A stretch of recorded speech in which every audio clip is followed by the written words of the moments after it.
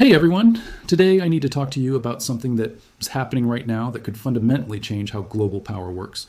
The United States has officially invited China to participate in a new international initiative called the Board of Peace, spearheaded by Donald Trump. And I'm telling you, this is not just another diplomatic headline. This could be one of the most significant geopolitical moves we've seen in decades. So let me break down what's happening here. On the surface, this Board of Peace sounds noble, right? It's being presented as a global forum for conflict resolution and peacekeeping. Sounds great. But when you look beneath the surface, when you actually examine what this means and how it's structured, you start to see something completely different. And that's what has analysts around the world on high alert right now. Let me explain how this thing actually works. First, any country that wants to participate has to contribute approximately $1 billion. Yes, you heard that right. $1 billion just to get a seat at the table. Second, the political and institutional leadership of this board would be under direct coordination by the United States, not the UN, not some neutral international body, the United States. Third, and this is crucial, this organization would operate entirely outside traditional structures, like the United Nations and the Security Council. It's a completely parallel system. And fourth, the decisions made by this board would carry both diplomatic and economic weight. Now, do you see why alarm bells are ringing? Now, this isn't just about creating another discussion forum. This is about potentially redesigning the entire architecture of global governance. And I want to explain exactly why that's so controversial. Let me give you the first major concern.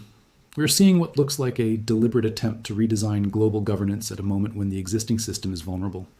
Think about the current state of international institutions. The United Nations is weaker than it's been in decades. The Security Council is basically paralyzed by constant vetoes. American influence in traditional multilateral institutions has been declining. So what does this Board of Peace look like in that context? To many analysts, it looks like a clear attempt to create a new global structure with rules written in Washington. It's essentially saying, if we can't control the old system, we'll build a new one. The second major issue is what I call the paid peace problem. The fact that you need to pay $1 billion to participate raises serious questions about what this organization is really about. Is it genuinely about peace, or is it more about political and financial alignment with the United States? Think about the implications here. Countries that choose not to participate or can't afford to participate could be seen as outside the consensus. They become more vulnerable to sanctions, to diplomatic isolation, to being labeled as destabilizing forces. In other words, peace becomes a geopolitical pressure tool. You're either in our club or you're against peace. That's an incredibly powerful and dangerous framing. The third critical point is the message this sends to China and Russia. Now, China received an invitation, yes, but analysts believe the entire structure was designed specifically to limit China as room for maneuver and to completely bypass Russian influence in traditional forms. What you're looking at is essentially a global decision-making table where the United States gets to choose who legitimizes the outcomes. It's not about including everyone. It's about including the right people under the right terms. Now, let's talk about China's response, because this is fascinating. Beijing's reaction has been deliberately ambiguous. They said they want stable relations with the United States. They didn't reject the dialogue, but they also didn't confirm their joining, and they very carefully avoided any comment about American leadership of this initiative. This caution is completely strategic, and I want you to understand why. For China, this is a trap either way. If they join, they're essentially legitimizing American leadership of a new global order. They're accepting a secondary role in a system designed by their main rival. But if they stay out, they face diplomatic pressure. They risk being portrayed as opposed to peace, as unwilling to cooperate on global stability. Every move has a geopolitical cost. So what did China do? They stayed silent.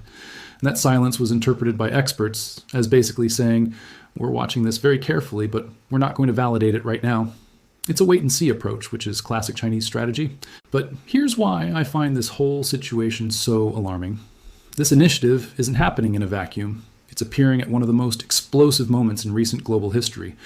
We have escalating tensions between the US and China over technology, critical minerals, and trade. We have a crisis of confidence in global institutions. We have active conflicts on multiple continents. And we have a world that's clearly moving toward multipolarity, away from American dominance. Into this powder keg, we're now throwing a proposal for a US-led parallel system of global governance. The risk that experts are highlighting is profound. Instead of reducing conflicts, this Board of Peace could actually make things worse. It could divide the world even further. It could create competing blocks of legitimacy, where some countries recognize one system and others recognize another. It could accelerate the complete collapse of the traditional multilateral order that's kept us relatively stable since World War II. In the worst case scenario, instead of reducing conflicts, this institutionalizes global rivalry. It makes the division permanent. I want you to think about something. When has creating parallel systems of authority ever made things more peaceful? In history, when you have competing claims to legitimacy, you don't get peace. You get conflict over which system is valid. And that's exactly what we could be looking at here. Let me continue by giving you my strategic reading of what's really happening here, because this is where things get even more interesting. There's a principle I want you to remember when a major power creates its own table for peace. The problem isn't who sits at that table. The problem is who gets to define the rules. And that's exactly what we're seeing with this Board of Peace proposal. What this initiative tells me is that the United States feels it's losing control of the current system. That's the subtext here. When you're the dominant power in existing institutions, you don't need to create new ones. You use what you already have. But when those institutions stop serving your interests, when other powers start using them against you or blocking you, that's when you build something new. The Board of Peace is essentially an admission that American influence in traditional forums like the UN has weakened to the point where they need an alternative. So the US is trying to recover its protagonism by creating new structures where it writes the rules from day one. Meanwhile, China is responding with what I'd call strategic patience. They're not rushing in. They're not rejecting it outright. They're observing, calculating, and waiting to see how this develops before committing. And the rest of the world is entering a phase where we have parallel institutions competing with each other for legitimacy. This, folks, is a classic sign of a transition in world order. Let me explain what I mean by that. Throughout history, when global power shifts, you see this pattern. The declining hegemon tries to maintain control by reforming or replacing the institutions it can no longer dominate. Rising powers either try to reform those institutions from within or build their own alternatives. And middle powers have to choose which system to align with. We saw this when the League of Nations failed and was replaced by the UN. We saw this when the Soviet bloc created parallel economic institutions to counter Western ones. And we're seeing it now. The difference this time is the speed and the stakes. We're living in an interconnected world where economic, technological, and military power are all shifting simultaneously. China isn't just a rising power. It's already the world's largest economy by some measures. It's a technological peer competitor. It has the world's largest navy. It has enormous economic influence through initiatives like the Belt and Road. So when the US tries to create a new system without China's buy-in, or tries to corner China into accepting American leadership, the risks are exponentially higher than previous power transitions. Now, what are the realistic scenarios for how this plays out? I see three main possibilities, and none of them are particularly comforting. Scenario 1.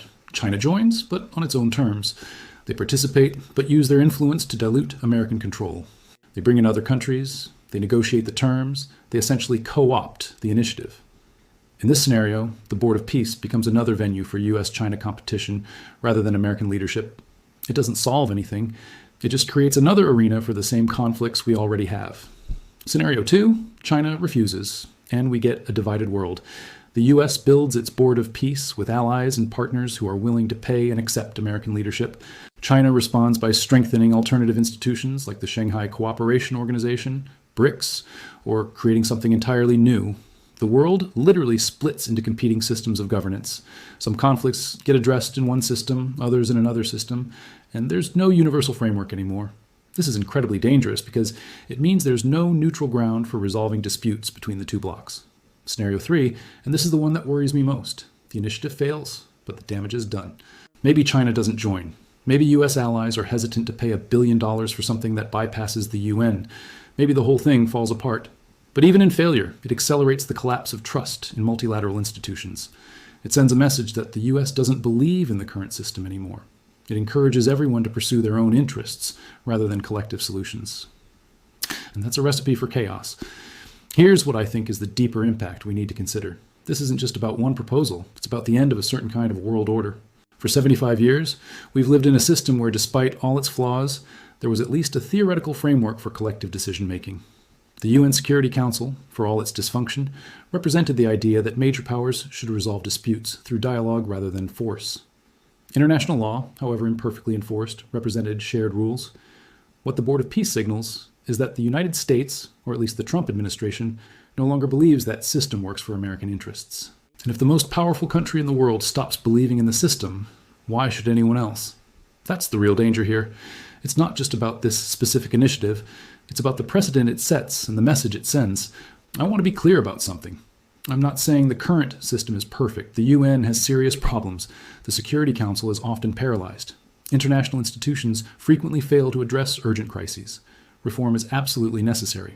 But creating parallel structures outside the existing system, structures explicitly designed to advantage one power over others, that's not reform. That's fragmentation. And fragmentation in a nuclear-armed world with climate change, pandemics, and economic interdependence is incredibly risky.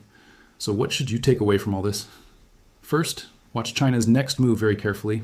Whether they join, refuse, or propose modifications will tell us a lot about where global governance is heading. Second, pay attention to how other major powers respond. Will Europe support this? Will India? Will countries in the global south see this as an opportunity or a threat?